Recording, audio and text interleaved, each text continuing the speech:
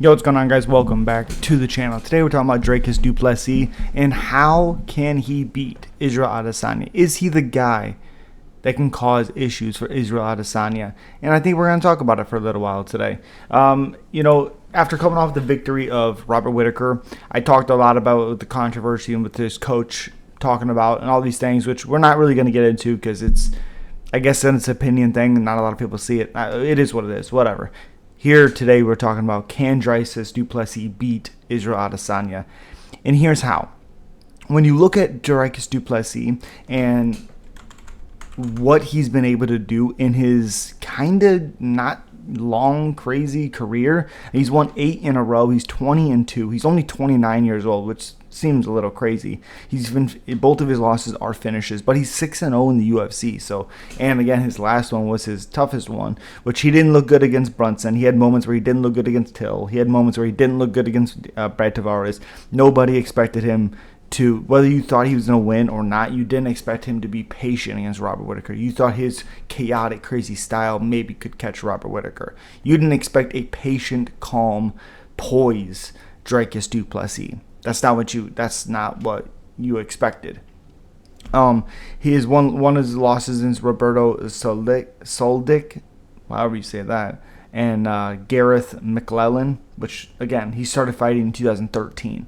Again, the one thing that we watched him do with Marcus Perez is in a bad choice of fighting technique or whatever with Marcus Perez, with the spinning back elbow, where he had no reason to do that because he was landing on Dricus. Dricus took that opportunity, that small moment, a small opening, and he was able to put the lights out on Perez. And when he's a guy, if he's able to hurt you, he typically can put you away.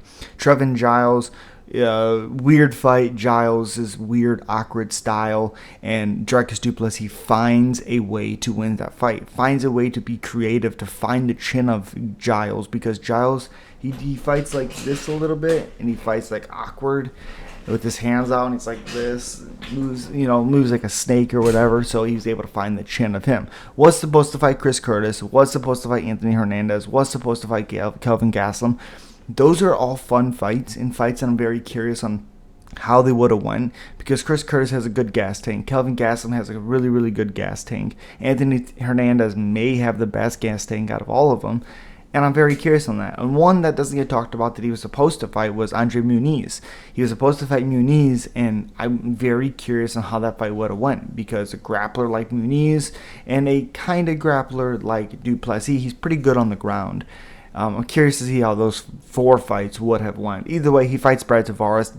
I don't think he looked great in the first half of that fight, the first round and a half.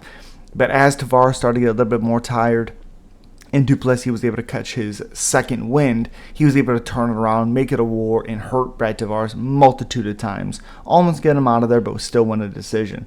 And then he fights Darren Till, where he bum rushes Darren Till and almost finishes him with so many punches. It was wild. Surprisingly, the referee didn't stop it, and kind of good that he did, because we've seen Darren Till have some moments in that second round. Not great. His power looked almost completely gone. Darren Till's did, but Dricus Du Plessis in the third round was able to turn it around and was able to get a rear naked choke win.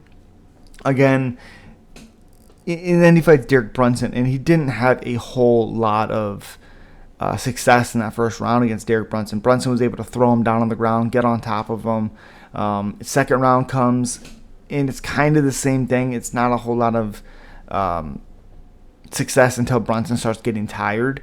His ability to, when he's starting to get tired and he sees other fighters slow down or stop for a minute, pause and take a second, his ability to turn that around is crazy.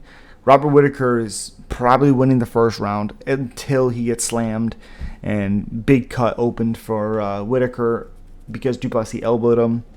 Again, the thing that makes him and Israel Adesanya such a fascinating matchup to me is the chaos ability of Dricus Du Plessis. The ability to, while someone is striking, you strike after they or before they reset, and you are able to cause a lot of issues, a lot of problems. Do I think Dricus Du Plessis can beat Israel? I think there's moments where Izzy has to be careful. There are situations where he has to be careful. Like, Izzy can't get overzealous. Izzy can't just go out there and want to brawl with him. I don't expect him to do that, but those are things he can't do. And what Dricus Du Plessis needs to do to beat Israel Adesanya is try wrestling him for a little bit. Try wrestling, slowing him down, being real heavy down there, and make sure you're landing ground and pound. Make sure you're busting him up, making him bloody, making him think about it. Also, Dricus Du Plessis, when you're on the feet, you got to be creative. Like jumping off the cage, like how he KO'd Trevin Giles. You know, how he was able to catch Marcus Perez as he was spinning. He caught him on the side of the head. Those are things that he has to do, and he has to strike with Izzy. He can't wait for Izzy to throw his combination and then strike. Izzy's too good defensively. He would have to go with him. He would have to rush him. As Israel is striking him, he needs to go forward and throw with him. And he needs to throw wider because Izzy is a straight shooter. He's a sniper. So you have to throw wide. Accurate, but wide. You know, and again, with a guy like Du Plessis who has 19 finishes out of his 20, he hasn't really been to decisions besides Brad Tavares. And being 6-0 like that, in making this fight so much hype and so much controversy and so much... it's going to be heated getting in there. Trying to get in the head of Izzy is good, but it's also bad. You know, and last thing we're going to be talking about with Dricus Du Plessis is his high guard. His high guard is very, very well used for him. It has gotten him in trouble, but the biggest thing that's gotten him into trouble is his cardio issues. And I don't think him fighting Robert Whittaker necessarily says his cardio is necessarily fixed. I think he just fought a little bit different against Robert Whittaker. Understanding who Robert Whittaker is, you can't gas, you can't be wild. I don't think we have the answers on his cardio that we're going to need. But with that high guard, you expect some fighters to try to go to the body. And we all understand that Izzy is going to go to the body. And it's going to be the adjustments that Dricus Du Plessis is going to have to make if he wants to win that title. Again, three things Dricus Du Plessis has to do to see if he can win the title. One, try to get a hold of Izzy and see if he can get him down. He might be able to get him down, but can he keep him down? Be heavy when he gets him down too. Two, strike with Izzy. Go with him. Don't wait till Izzy is drawing back. Don't wait till Izzy is done. Don't wait till Izzy is resetting. You can't do that. You have to strike with him. The hooks, if he's throwing straight, throw your hooks. Create chaos. Get close. Izzy needs to keep his distance to be effective. Third and last thing, pressure, pressure, pressure. Biggest thing for Dricus Du Plessis, not reckless pressure. Pressure is the key. 3 keys for Dricus Du Plessis to beat Izzy, become the middleweight champion of the world. Now, I will talk about who I think is going to win that fight when the fight is announced or when the fight comes closer. So I do the breakdown and my prediction and stuff like that. But these are what I think. This is what I think Dricus Du Plessis can do to beat Israel Adesanya. And as always, if you're not new to the channel, subscribe, like, comment. Anybody can comment, of course. Please comment. We'll talk about it. But as always, thank you so much.